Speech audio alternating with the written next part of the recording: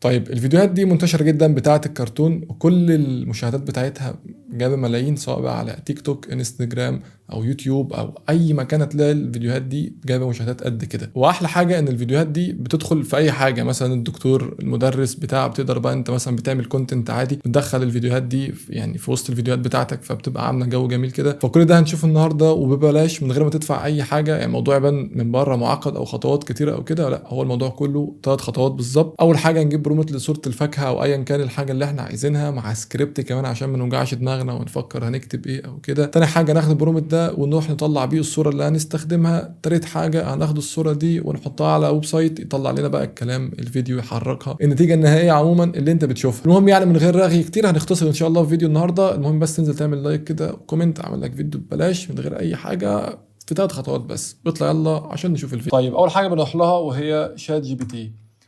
هتيجي بقى انت في الجنب هنا وتروح على اكسبلور جي بي تي، وبعدين تروح على السيرش هنا وتسيرش على اوبجكت.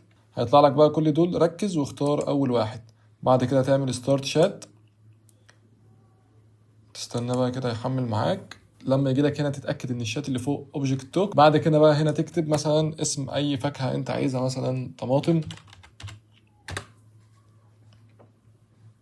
تستناه يحمل. هيجيب لك هيجيب لك حاجتين دلوقتي.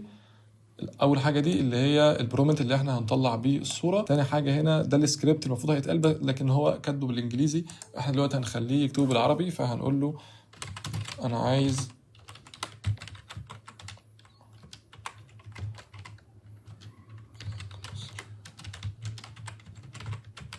بس. هو هنا جاب لك السكريبت باللهجة المصرية، هتاخده وتحطه في الفيديو، ودي آخر خطوة. وهتلاقي برضو هنا جايب لك شخصيات تانية من نفس الحاجات بتاعة المطبخ، لو انت بقى عايز ايه تعمل حاجات مختلفة مع بعضها. هنا السكينة، ممكن تلاقي مثلا تحت هنا بتاعة الملح، ممكن تلاقي هنا اهو خس، هنا الطاسة. هتلاقي بقى حاجات كتير انت بقى تقدر يعني غير الحاجات انت بتكتبها، هو بيقترح عليك حاجات عشان تعملها في الفيديو. فاحنا كده ايه من غير كلام كتير هناخد اول حاجة كده كوبي، ونروح على ميتا اي اي.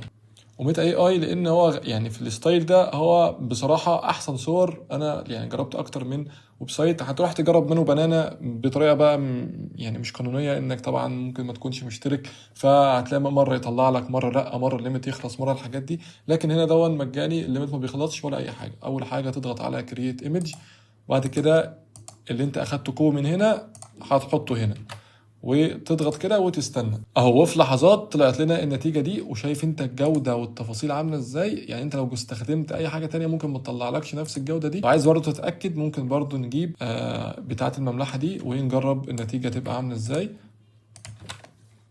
ودي برضه اهي النتيجه اللي طلعت معانا، اخدت 11 ثانيه بالظبط. فاحنا هنطلع بقى فوق هنا نجيب بتاعه الطماطم، نختار اي صوره من دي، ممكن مثلا نختار الصوره دي، وبعدين هنا داونلود، والصورة تتحمل معانا بدون أي مشاكل. أهي الجودة بتاعتها جودة رايقة، تفاصيل مفيش بعد كده. هنروح بعد كده بقى إيه آخر حاجة بقى آخر حاجة بقى وهي آخر حاجة بقى آخر خطوة بقى، وهي إنك تخلي الطماطم. اخر حاجه بقى وهي انك تخلي الصوره اللي انت طلعتها تتكلم. ودي ممكن تكون يعني في ناس كتير بتختلف فيها، ولكن انا بستخدم اللي هو جروب، وتختار الاختيار ده. طيب الويب سايت هيفتح معاك بالشكل ده، ولكن طبعا لو انت مش مسجل فيه لازم تسجل فيه عشان تعرف تستخدمه. وبعد ما تسجل هتيجي تضغط على صورتك من هنا، وبعدين تختار سيتنج، وبعدين الاختيار ده، وبعدين هتلاقي الاوبشن ده متفعل عندك، لازم تلغيه. والموضوع ده ضروري جدا. هتيجي الصوره اللي انت حملتها هتروح اخدها كده وحاططها هنا.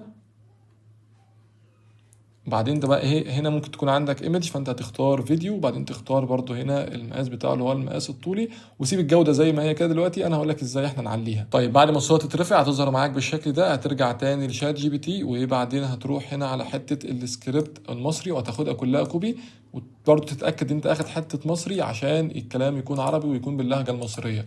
بعد كده تيجي هنا وهتحط الكلام ده بيست، او انت بقى ايه براحتك، عايز تكتب كلام من عندك، حاجه انت معينه عايز تقولها براحتك.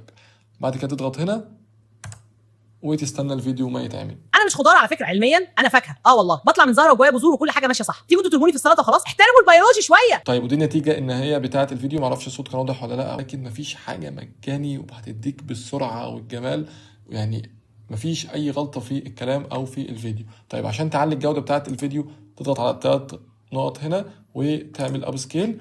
هنا هيعلي لك الجوده بتاعه الفيديو قبل ما تحمله. طيب دي الجوده بتاعه الفيديو بعد ما تعمل له اب سكيل وبقى اتش دي. طيب في نقطه صغيره، ان انت مثلا في ناس بتبقى عايزه تكمل يعني بنفس يعني الفيديو هنا اعتقد 6 ثواني بس، في ناس بتبقى عايزه تكمل كلام على ال6 ثواني دي بدل بقى ما تعمل حاجه جديده وتبقى الشكل اختلف او كده.